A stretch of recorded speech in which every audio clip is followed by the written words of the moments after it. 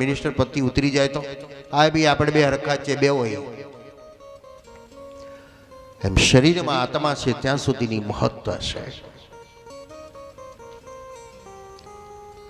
શરીર માધ્યમ ધર્મ સાધન. મનુષ્યને કહી શકાય કે ભાઈ ભગવાનનું ભજન કરો. કોઈ પશુને કહેવા જાય છે ભાઈ ભગવાનનું ભજન કરજે, હો માળા કરજે, દર્શન કરજે, સેવા કરજે, કારણ કે એ તો વફાદારી છે, ખવડાવે એટલું કામ કરી લેશે. આપણને બધું આપ્યું પણ આપણે એનું કામ કરી શકતા નથી. ભીષ્મએ ભગવાનની સ્તુતિ કરી. અર્જુને અનુભવ બતાવ્યો. યુધિષ્ઠિરે કીધું હવે કળીનો પ્રારંભ થઈ ગયો, કળિયુગ આવ્યો. ભગવાન જ્યાં સુધી બિરાજમાન હતા ત્યાં સુધી કલીનો પ્રવેશ નહોતો થયો.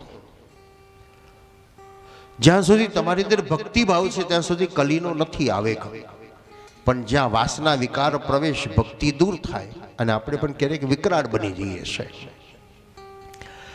કંસ કોણ? આપણને કોઈ પૂછે ભાઈ કંસ એટલે મથુરાનો કંસ યાદ આવે. કસી હિંસાયામ ઇતિ કંસઃ. આપણે ક્યારેક કંસ બની જઈએ છે. બીજાનું અહિત કરવાનું મન થાય, બીજાનું બરું કરવાનું મન થાય, બીજાનું ખરાબ કરવાનું મન થાય, તારે જાણવાનું અત્યારે આપણે કંસ બની ગયા. તો કૃષ્ણ ક્યારેક બની જઈએ છે આપણે પાછા. બીજાનું ભલું કરવાનું, બીજાને સુખી કરવાનું, બીજાને આનંદ કરવાનું મન થાય ત્યારે જાણવાનું અત્યારે આપણે કૃષ્ણ બની ગયા. તો છે આપણે એક જ. વિચાર સારો આવે છે તો સારા બની જવાય છે, વિચાર નબળો આવે છે તો નબળા બની જવાય છે. સ્વર્ગમાં જવું છે, સ્વર્ગની ઈચ્છા તો આપણે બધાને છે, પણ સ્વર્ગ છે કે નહીં એ પાછો પ્રશ્ન છે. શાસ્ત્રોમાં બતાવ્યું છે ખરું, પણ હજુ કોઈનો ટપાલનો જવાબ નથી આવતો કે હું અહીં લક્ઝરિયસ લાઈફમાં રહું છું. નહીં તો આપણે બુક કરાવી દઈએ. વગર બુકે બુક તો છે જ, પણ જોયું નથી કોઈએ અને કોઈએ બતાવ્યું નથી. શ્રીમદ ભાગવત એમ કે છે અત્રેવ સ્વર્ગ નરક ઇતિ વિખ્યાત. સ્વર્ગ ક્યાં છે? અહીં. નરક ક્યાં છે? અહીં છે. ઉપર છે કે નહીં ખબર નહીં, જવાબ આવશે ત્યારે ખબર પડશે. હવે સ્વર્ગમાં જવું છે, કેવી રીતે જવાય? પાંચે પાંડવો સ્વર્ગારોહણ કરવા માટે નીકળ્યા. રસ્તામાં દ્રૌપદી પડી ગઈ, અર્જુન પડી ગયો, ભીમ પડી ગયો, સહદેવ પડી ગયો, નકુળ પડી ગયો. કેવલ યુધિષ્ઠિર એકલા જ શરીરની સાથે સ્વર્ગમાં ગયા. એટલે ભીમે પ્રશ્ન કર્યો, ભગવાન ભાઈ તમે એકલા જ આવો છો ને બધા પડી ગયા, અર્જુન કેમ પડી ગયો? એ તો કેટલો સુરવીર હતો. એક દોષ હતો એનામાં, ધનુર્વિદ્યાનું અભિમાન હતું. દ્રૌપદી એ તો પોકાર કરીને આવતા હતા ભગવાન, એને રૂપનું અભિમાન હતું. ભીમે પૂછ્યું હું કેમ પડી ગયો? યુધિષ્ઠિરે કીધું તારો એક દોષ હતો, બીજો ભલે ભૂખ્યો રે પણ તું તારું પેટ ભરતો હતો. આપણે આ કામ કરીએ છીએ. કેવી રીતે કરીએ છીએ? 5 રોટલીમાં આપણું પેટ ભરાઈ ગયું તો 6ઠ્ઠી ને 7મી રોટલી દબાઈને ખાધી એટલે બીજાના મોઢામાંથી છીનવી લીધી.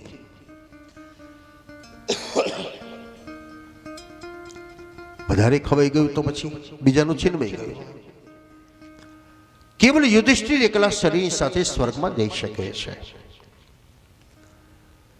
પાંચે પાંડવો એક પ્રશ્ન કર્યો હતો કે ભગવાન કળિયુગ આવે એમને ખબર કેવી રીતે પડે? એટલે ભગવાને કીધું જાઓ તમારી જાતે જ નક્કી કરો, નગરમાં જોવો શું વિચિત્ર જોવા મળે છે આવીને કહો. પહેલી વાર યુધિષ્ઠિરે 2 સૂંઢ વાળો હાથી જોયો. પહેલા કૂવામાં પાણી છે, બીજા કૂવામાં નથી અને ત્રીજા કૂવામાં પાણી છે. એ અર્જુને જોયું, વિચિત્ર લાગ્યું. ભીમે જોયું. પક્ષીઓ વાછરડી ગાયને ધાવે ત્યારે ગાય વાછરડીને ધાવે છે. પક્ષીઓના પગમાં વેદોને લઈને કાદવમાં જઈને પક્ષીઓ બેઠા છે. અને પહાડ ઉપરથી પડતો પથ્થર ગબડતો ગબડતો તોતિંગ વૃક્ષોને તોડતો છેવટે ઘાસના ઝુંડમાં આવીને અટકી ગયો. પાંચે પાંડવોએ વિચિત્ર રૂપ જોયા. ભગવાને કીધું આ કલિકાનું લક્ષણ છે. હવે આપણા શરીર ઉપર આવી જાવ. એમાં આપણને બે આંખ આપી, એક આપીએ તો વાંધો આવે અડધું લોલક ફેરવવું પડે. ડાબી બાજુ જવું હોય તો અડધું જ ફેરવવું પડે, જમણી બાજુ જવું હોય તો અડધું ફેરવવું પડે. આ ફેરવવું ન પડે પણ સામેનું બધું જ દેખાઈ જાય. બે આંખ આપી, બે હાથ આપ્યા, બે પગ આપ્યા, બે નાક આપ્યા, બે કાન આપ્યા, પણ મુખ કેમ એક આપ્યું? પૂછો, ભગવાનને ફરિયાદ કરો, ભગવાનને બે મોઢા આલ્યા તો વાંધો આવે? તો એક આંખથી જુઓ સમાજને, પરમાત્મા, બીજી આંખથી પરમાત્માને. એક હાથથી તમારા માટે કમાઓ, બીજા હાથથી દાન માટે કરો. એક પગ તમારા માટે દોડાડો, બીજા પગ સેવા માટે દોડાડો. એક કાનથી સમાજની વાત સાંભળો, એક કાનથી પરમાર્થની વાત સાંભળો, પણ મુખ એક જ આપ્યું, સત્યમ વદ, સાચું બોલવા. પણ આપણે બધા પ્લાસ્ટિકનું મોઢું લઈ આવ્યા ને, અસત્યમ વદ. એક જમાનો હતો કે બોલ્યો એટલે ફૂંક, પતી ગયું, બસ. પછી કોઈ ટેન્શન નહોતું. આજે બોલ્યા પછી ટેન્શન છે, ભાઈ ફરી જશે, લખાણ કરે, કારણ કલિયુગ આવી ગયું. સત્યમ નાસ્તિ, એટલે હવે સત્યનો કોઈ ઉપાસક રહ્યો નહીં, સત્યનો વિશ્વાસ રહ્યો. સત્ય કોઈ રાખે તો ખોટું જ બોલે છે, અને ખોટું બોલો તો લોકો કે ના ના સાચું બોલે છે. આજે આડંબર વધી ગયો, ભપકાનો જમાનો આવી ગયો.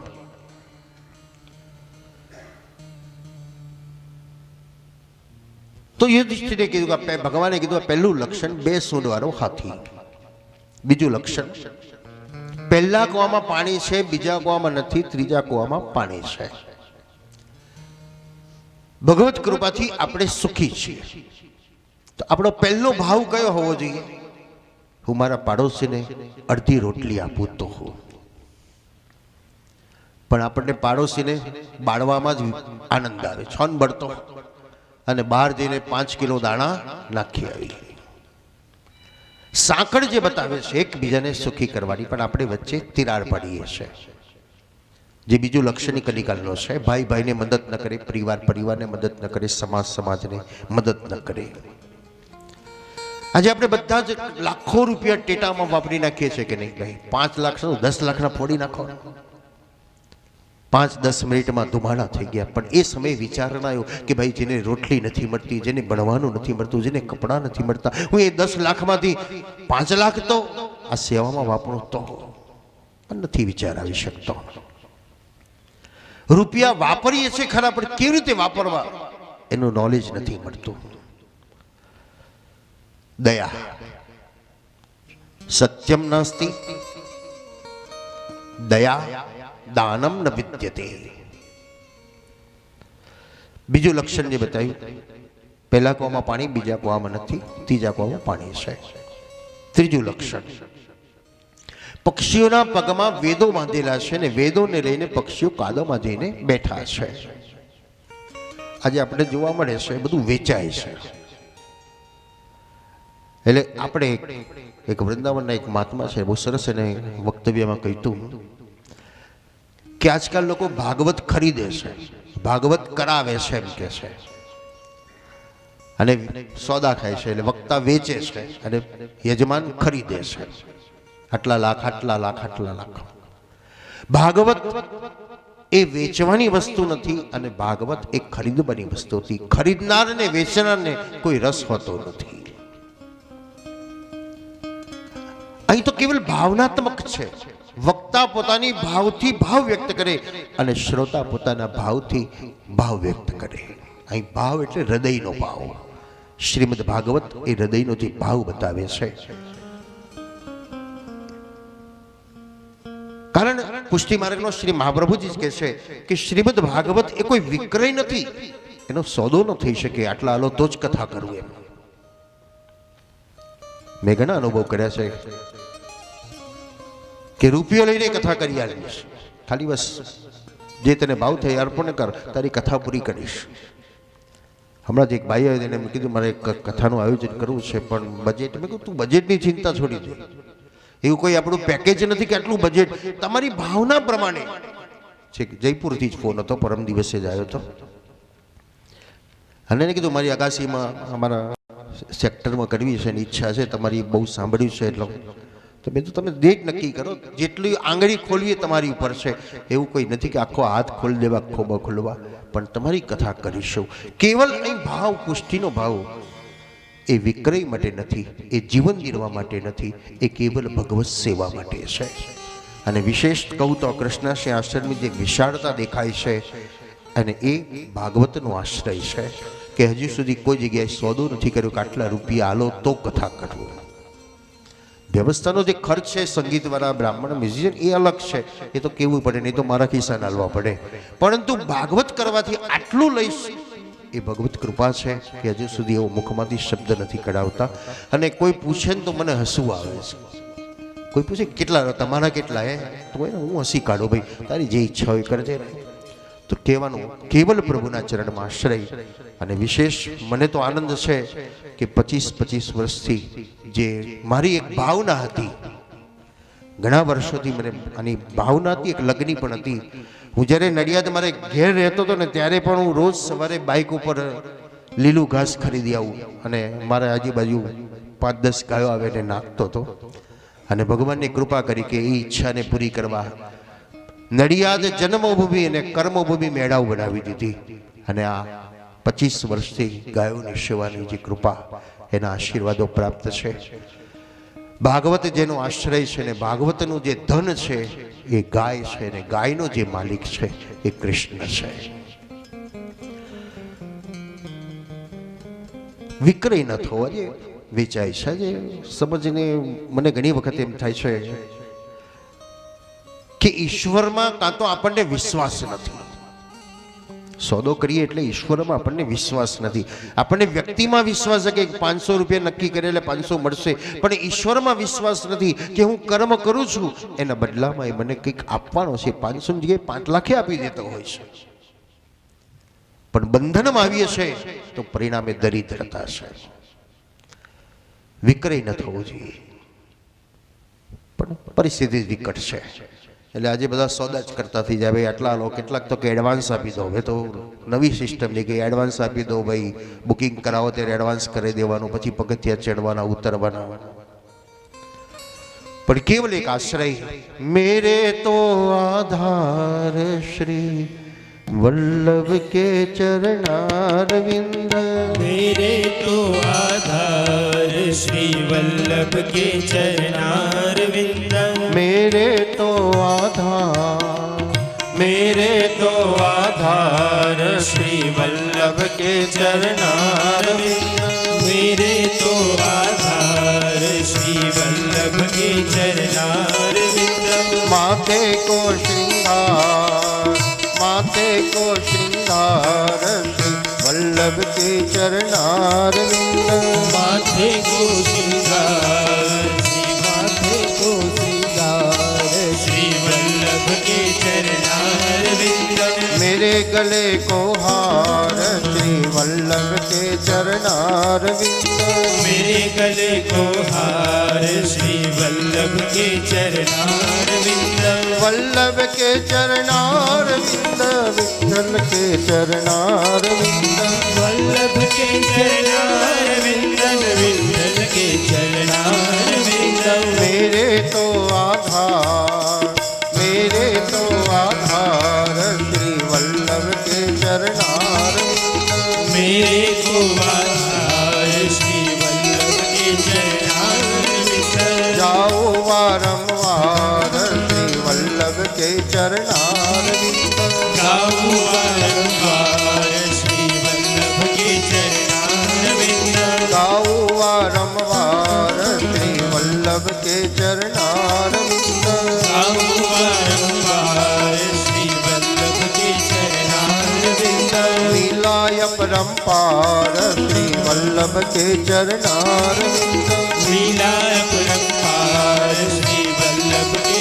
चरणारविंद, वल्लभ के चरणारविंद, विठ्ठल के चरणारविंद, वल्लभ के चरणारविंद, विठ्ठल के चरणारविंद, मेरे तो आधार, मेरे तो आधार श्री वल्लभ के चरणारविंद, मेरे तो आधार श्री वल्लभ वल्लभ के चरणारविंद वल्लभ के चरणारविंद वल्लभ के चरणारविंद वल्लभ के चरणारविंद वल्लभ के चरणारविंद वल्लभ के चरणारविंद वल्लभ के चरणारविंद वल्लभ के चरणारविंद वल्लभ के चरणारविंद આશ્રય જે બતાવે છે કલિકાલમાં જે વિક્રય થાય છે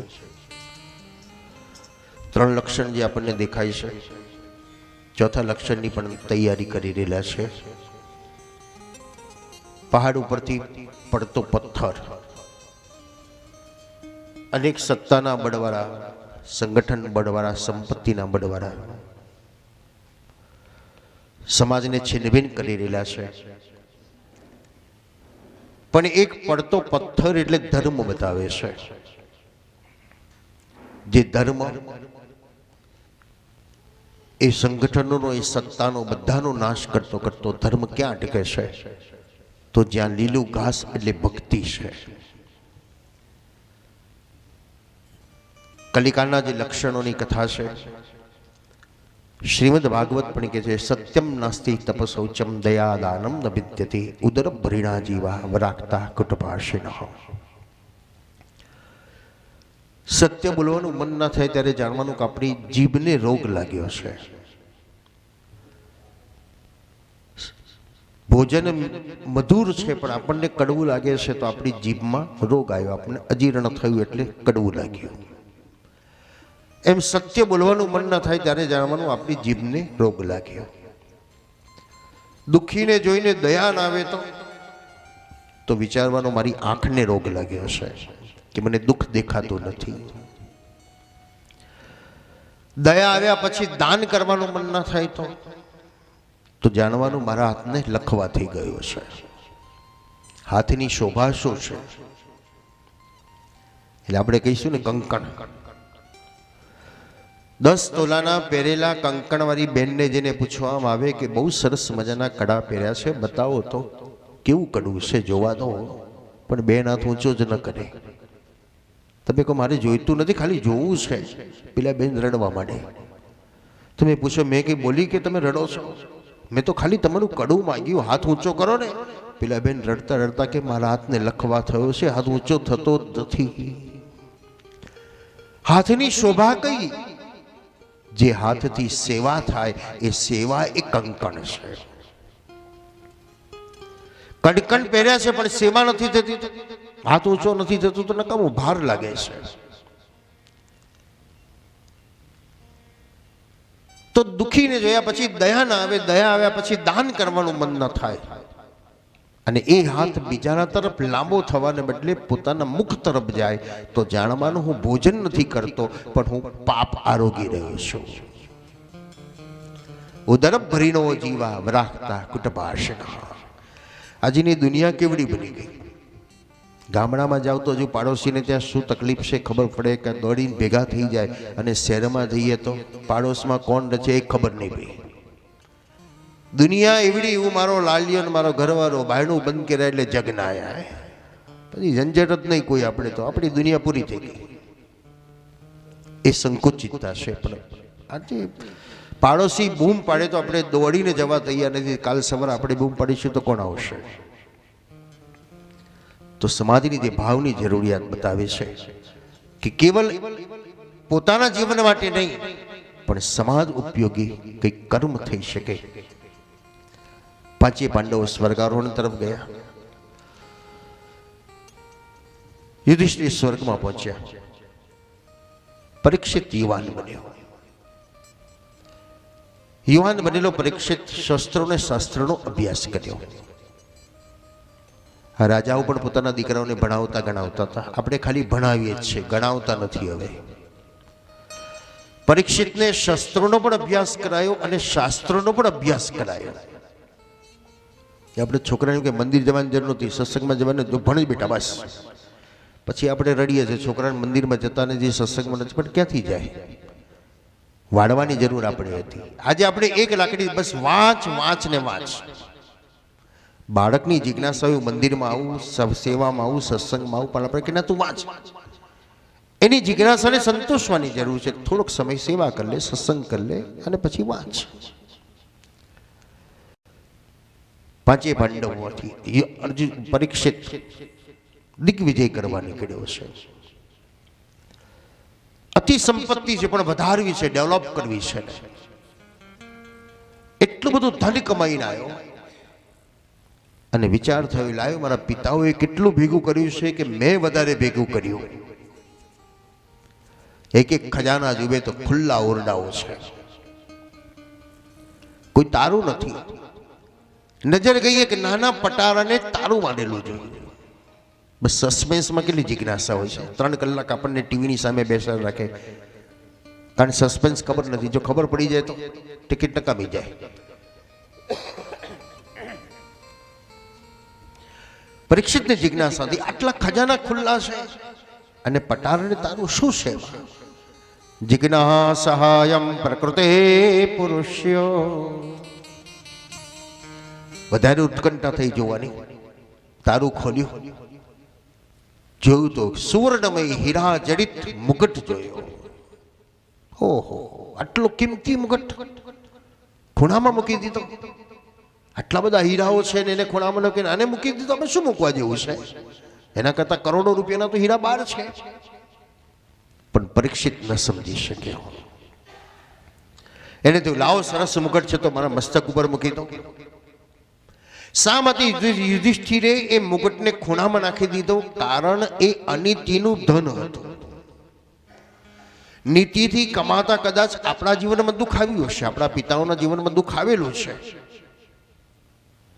કે માંડ રોટલો ખાતા હશે, ફાટલા કપડા ઠીંગણા મારી મારીને પહેરતા હતા, પણ એ નીતિમાં ચાલતા હતા તો એના દીકરાઓ સાયકલો વાળા થયા, એના દીકરાઓ સ્કૂટરો વાળા થયા અને એના દીકરાઓ ગાડીઓ વાળા થયા. આપણા પિતાઓ નીતિના માર્ગમાં ચાલ્યા છે માટે આપણે સુખી છીએ.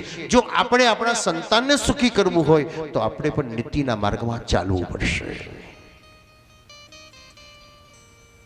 પણ આજે તો છોકરો જેમ કે આખી દુનિયા બેગ ભરીને લાવે છે ને તમે એવા વેવલા રહ્યા બેગ નથી લાવતા. શા માટે? કે મારું પરિવારમાં આ અનિતિનું વિષ ના આવે. પણ ભીમ લેતો આવ્યો એટલે યુધિષ્ઠિર કીધું ભાઈ ખૂણામાં નાખી દે. પણ ત્રીજી પેઢીએ જાગૃત થઈ.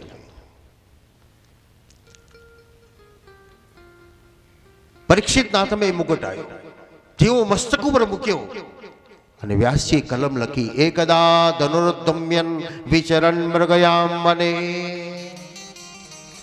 જેના પિતાઓ વૈષ્ણવ છે કદી શિકાર કરવા ન જાય, પણ પરીક્ષિત ગયો. કારણ એક દિવસ પરીક્ષિતે એ સુવર્ણ મુગટ મસ્તક ઉપર ધારણ કર્યો અને એની મતિ બગડી ગઈ.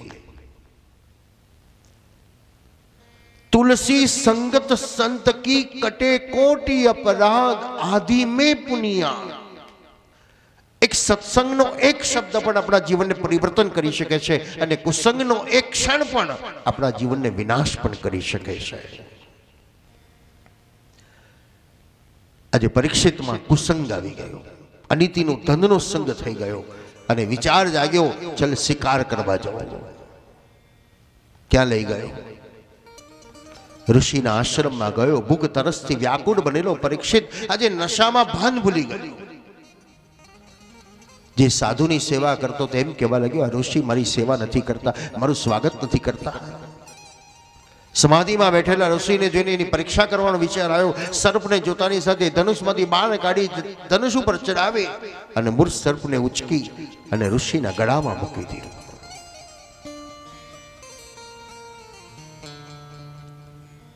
વ્યાસજી અહીં સુંદર કહે છે, એક ક્ષણમાં જેમ પરીક્ષિત વિનાશના રાહ તરફ ગયો એમ એક ક્ષણ માટે પણ તમે સત્સંગમાં આવી જાઓ ને.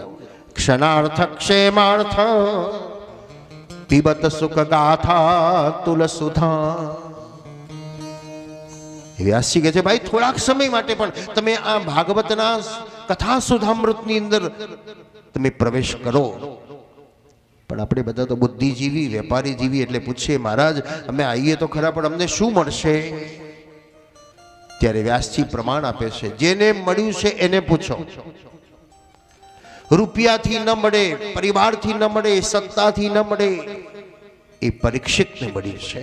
પરીક્ષિત સાક્ષીય શ્રવણ મુક્તિ કથને. આનો સાક્ષી પરીક્ષિત છે, જેને કેવલ કથા શ્રવણ કરવાથી એને મુક્તિ પ્રદાન થયેલી છે. એક ક્ષણની અંદર પરીક્ષિતને શ્રાપ મળી ગયો.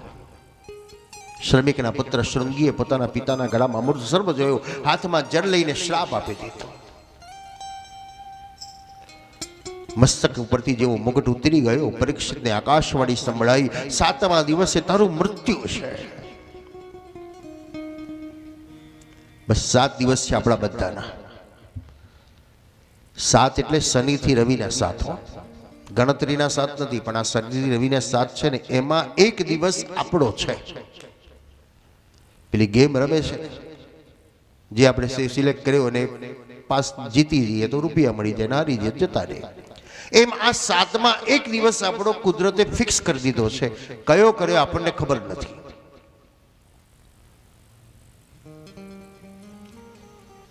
પણ હજુ જાગતા નથી આપણે, કારણ આપણને આનંદ શેમાં છે? પ્લસ કરવામાં આનંદ છે. અને આપણી સામે બેઠો છે એને પણ આનંદ છે. એને શેમાં આનંદ છે? માઇનસ કરવામાં આનંદ છે. નાના છોકરાને કેલેન્ડરના કાગળિયા ફાડવામાં આનંદ આવે, આપણને ડટ્ટા લાવવામાં આનંદ આવે. એ આખી દિવાળી ચાલશે, પણ દીકરો ફાડફાડ કર્યા કરે. આપણે પ્લસ કરીએ છીએ. હું 40 વર્ષનો, 50 વર્ષનો, 60 વર્ષનો, 80 વર્ષનો. કાર્ડ સામે માઇનસ કરે છે. હવે 5 બાકી રહ્યા, 4 બાકી રહ્યા, 1 બાકી રહ્યો, અડધો બાકી રહ્યો. અને પલ્લું જ્યાં સરખું થઈ જાય, એક શ્વાસ લેવા જઈએ અને કાર્ડ વિજય માને. પરીક્ષિતે ત્યાગ કરી દીધો. કારણ પરીક્ષિત અનુભવ લે, એને ખબર છે કે આ જગ્યાએ સત્તા, સંપત્તિ, પરિવાર કોઈ સાથ નહીં આપે.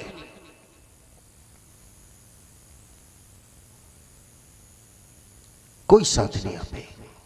આપવાની ઈચ્છા છે પણ નથી આપી શકતા આપણે. એની ખેંચો આવતી હોય, બરાડા પાડતો હોય, પીડાતો હોય, આપણે શું કરી શકીએ એની આગળ? પરીક્ષિતે વિચાર્યું, રોગ લાગ્યો છે મને, મારે જ દવા શોધવી પડશે. મેં જ ભૂલ કરી, મારે જ સુધારવી પડશે. આપ વિના સ્વર્ગે ન જવાય. ઉચકીને આપણને સ્મશાને મૂકી જાય, કોઈ સ્વર્ગમાં ના મૂકવો આવે. એ તો આપણી જાતે જ ઉડીને જવાનું. સદગુરુને શોધવાની જરૂર છે. અહીં પાછો પ્રશ્ન થાય છે. પરીક્ષિત તો બધાને શોધવા નીકળ્યો. કોઈ મને દવા આપો, કોઈ દવા આપો, કોઈ જ્ઞાન આપો. સદગુરુને શોધવાની જરૂર નથી, સત્શિષ્ય બનવાની જરૂર છે. તમે એવા લાયક બનો. કોઈ આર્ટિફિશિયલ બનીને આવે ને તો આપણને એના પ્રત્યે પ્રેમ નહીં જાગે, પણ સિમ્પલ હશે ને તો એના પ્રત્યે પ્રેમ જાગશે, કારણ એ અધિકારત્વ લાગે છે અને તેથી તમને પ્રેમ જાગ્યો હશે. પરીક્ષિત સદગુરુને શોધે છે પણ સદગુરુ ન બન્યા. સબરીમાં રામને શોધવા નથી કે રામ કઈ જગ્યાએ બેઠા છે, પણ એક ગુરુનો વિશ્વાસ હતો કે આજ મારી ઝૂંપડીમાં જ આવશે. અનેક ઋષિઓએ કીધું મહારાજ અમારે ત્યાં પધારો. બધાએ મસ્કરી કરી, સબરીના ઘેર ના જાય રામ, પણ રામ કોઈની ઝૂંપડીમાં ન ગયા અને સબરીની ઝૂંપડીમાં જ પધાર્યા. દામોદર સરસાની 252 વાર્તા કે છે પુષ્ટિ માર્ગના, કે રોજ જિજ્ઞાસા કરે મારા ગુરુ આવશે ને મને લઈ જશે, મારો અંગીકાર કરશે. અને દામોદર દાસીએ જ્યારે શ્રી મહાપ્રભુને જોયા અને પહેલી જ મુલાકાતે શરણાગતિ સ્વીકારી લીધી. શોધવાની જરૂર નથી, સત્શિષ્ય બનવાની જરૂર છે. પરીક્ષિત શોધવા લાગ્યો, કોઈ વિશ્વાસ ન બતાવ્યો. આપણે ડોક્ટરને એમ કહો સાહેબ દવા ખાવ તો રોગ મટી જશે ને, ડોક્ટર તો હા કે છે દવા ખાશો એટલે રોગ મટી જાય, પણ ચરી ના પાડો તો ચરી તો આપણે પાડવી પડશે. અને આજનો ડોક્ટર એમ કહેશે ખરા તમે આટલી ચરી પાડજો. બોલો, પહેલાના ડોક્ટર તો કહેતા હતા આ વસ્તુ ખાવ એટલે ખાટું નહીં ખાવાનું, આવું નહીં ખાવાનું, આમ નહીં ખાવાનું. આજે ડોક્ટર તો એટલો સરસ મંત્ર આપે છે બધું જ ખાવ. અને આપણે બધા ખુશ થઈ ગયા. પહેલા ડોક્ટર ડફોડ હશે કે આ નહીં ખાવાના, નહીં ખાવાનું, આજના કે બધું ખાવું. આજના ડોક્ટર એટલે કે છે તમે બધું ખાવ અને દવા ખાવ. પહેલાના ડોક્ટર એમ કહેતા તમે આ ના ખાવ તો દવા ખાવાની જરૂર નથી. પણ આપણે સમજતા નથી એટલે આપણે ડૉક્ટરે દવાઈ ખાવાની ને બધું ખાવાનું. જે વસ્તુ અનુકૂળ નથી એ વસ્તુનો ત્યાગ કરો તો તમને તકલીફ ન થાય, પણ અનુકૂળ નથી ને ખાવા દઈએ ને પછી દવા પણ ખાઓ. તો પરીક્ષિતને ઋષિ મુનિઓ દવા આપે છે, પણ પરીક્ષિત એમ કે મને સર્ટિફિકેટ આપો, મારું કલ્યાણ થઈ જાય. ઋષિ મેં કીધું એ તો ન બની શકે, કારણ એ તો તારી જાતે કરવાનો છે. કોઈ રસોઈ બનાવીને તમને આપી જાય, પણ તમે એવા જીદ માનો કે મને કોઈ ખવડાવે તો જ, એટલે કોકને ભાવ જાગે, બિચારાનો હાથ ભાગલો હશે, લાવ મોઢામાં ચમચી મૂકી આપું. પણ આપણે કે હું તો મોઢું ન ખોલું તો પછી ચીપીઓ લેવો જ પડે. મોઢામાં કોરીઓ મૂકીને આપણે કે હું તો મોઢું ન લઉં તો પછી તો વેલણ જ નાખે તારે, પછી ચીસો પાડવી પડે. પરીક્ષિત શોધતો શોધતો ગંગાના કિનારે ગયો, અંતિમ આશ્રય થયો. પહેલી વાર પરીક્ષિતે પોતાના ગળામાં તુલસીની માળા ધારણ કરી. આપણે બધા તુલસી તો પહેરી છે, પણ એના મર્મને સમજ્યા નથી, એના મહત્વને સમજ્યા નથી, એના દર્શનને, એના સ્મરણને, એના સ્પર્શને. પહેલી વાર પરીક્ષિતે ગળામાં તુલસીની માળા ધારણ કરેલી છે. આંખ બંધ કરીને સમાધિમાં બેસવાનો પ્રયત્ન કરે છે, પણ મન ગોઠતું નથી, કારણ કાળ આવવાનો છે. અને પરીક્ષિતનો હાથ ગળામાં ગયો. પરીક્ષિતને ભય થયો હશે કે સર્પ હશે કે શું. જોયું તો તુલસીની માળા જોઈ. યાવેલ સતુલસે વિમિશ્ર કૃષ્ણાંદરેમ્બંબતિકામ નેત્રી પુનાતિલોક